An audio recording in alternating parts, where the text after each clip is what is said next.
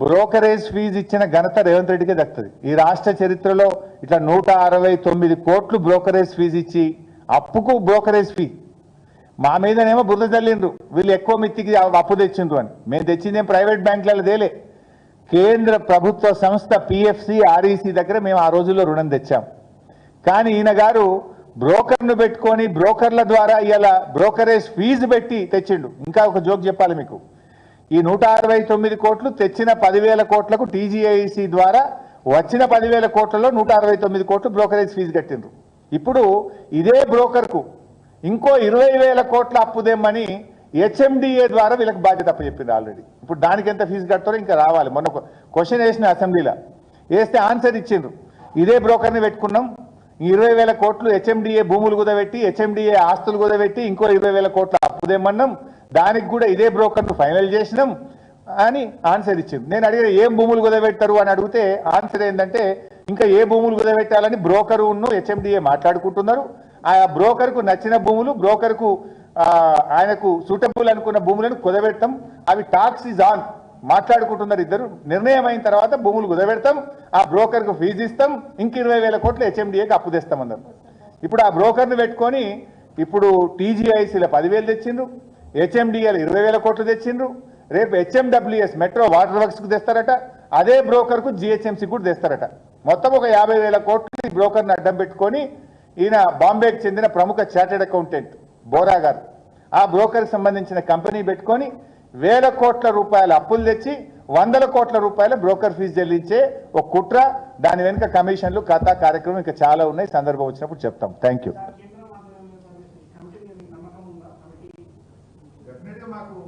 Supreme court పంపిన committee, కేంద్రం పంపిన కమిటీ కాదు, ఇది సుప్రీంకోర్టు ఆదేశాలతో సిఈఏ వచ్చింది. సర్వోన్నత న్యాయస్థానం మీద మాకు సంపూర్ణమైన నమ్మకం ఉంది. ఈ సిఈఏ రిపోర్ట్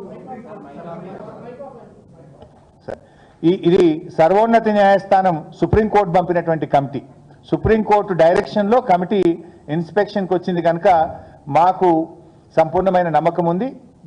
డెఫినెట్గా ఈ కమిటీ రిపోర్ట్ మీద సిఈఏ మరి రిపోర్ట్ మీద సుప్రీంకోర్టు సరి అయినటువంటి నిర్ణయం తీసుకుంటుందనేటువంటి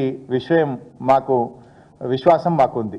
నేను ప్రభుత్వ అధికారులకు కూడా ఒక హెచ్చరిక చేస్తా ఉన్నా. ముఖ్యంగా ఈ రేవంత్ రెడ్డి ఆగమాగం పనుల మీద మీరు తొందరపడి ఆయన నిర్ణయాల మీద యాక్ట్ చేసి మీరు ఇబ్బంది పడొద్దని రాష్ట్రంలో ఐఏఎస్లు కానీ ఐపీఎస్లు కానీ ఐఎఫ్ఎస్ అధికారులకు నేను విజ్ఞప్తి చేస్తా ఉన్నా. ఎందుకంటే రేపు ఈ రేవంత్ రెడ్డి ఏం శాశ్వతం కాదు, ఈ ప్రభుత్వం ఏం శాశ్వతం కాదు. మీరు అనవసరంగా బలి కాకండి, ఇలా మీరు అనవసరంగా ఇబ్బంది పాలు కావద్దు. మీరు ఆల్ ఇండియా సర్వీస్ ఆఫీసర్స్, ఎందుకంటే ఇది నా సలహా, ముఖ్యంగా మీ ఇష్టం. మేము ఎందుకంటే చట్టం అయితే ఎవరిని క్షమించదు. గతంలో ఒక ఐఏఎస్ ఆఫీసర్ అనే పేరు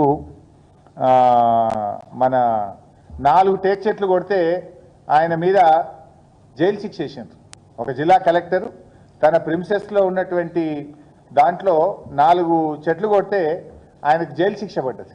సో అంత కఠినమైన చట్టాలు ఈ దేశంలో ఉన్నాయి. అందువల్ల మీరు తొందరపడి ఈ రేవంత్ రెడ్డి తీసుకునేటువంటి ఆగమాగం పనులకు మీరు బాధ్యులు కాకండి, అనవసరంగా మీ మీదికి తెచ్చుకోకండి.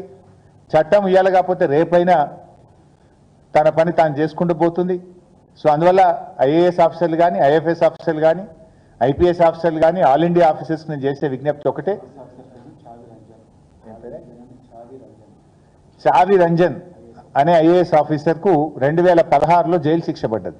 చావి రంజన్ ఐఏఎస్ ఆఫీసర్ 5 టేక్ చెట్లు కొట్టిండు. ఆయన ఇంట్లో ఉన్నటువంటి 5 టేక్ చెట్లు కొడితే ఆయన జైలుకి పోయిండు జార్ఖండ్ రాష్ట్రంలో. సో మరి ఇక్కడ ఎన్ని చెట్లు కొట్టిండు? ఇప్పుడు చాలా విలువైనటువంటి వృక్షాలు ఇవాళ నిన్న కొట్టిన దాంట్లో ఇవాళ సుబాబులే ఉన్నాయని బొంకుతున్నారు ఫారెస్ట్ అధికారులు.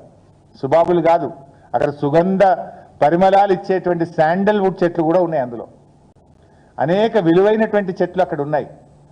అండ్ మెడిసినల్ ప్లాంట్స్ కూడా అక్కడ ఉన్నాయి. అక్కడ చెరువు కూడా ఉంది. సాయిల్ కన్జర్వేషన్ యాక్ట్ కూడా ఇక్కడ అప్లై అవుతుంది. అనేక వయలేషన్స్, మేమైతే మా దృష్టికి వచ్చిన 7 వయలేషన్స్ మేము ఇవాళ కమిటీకి చెప్పినాం.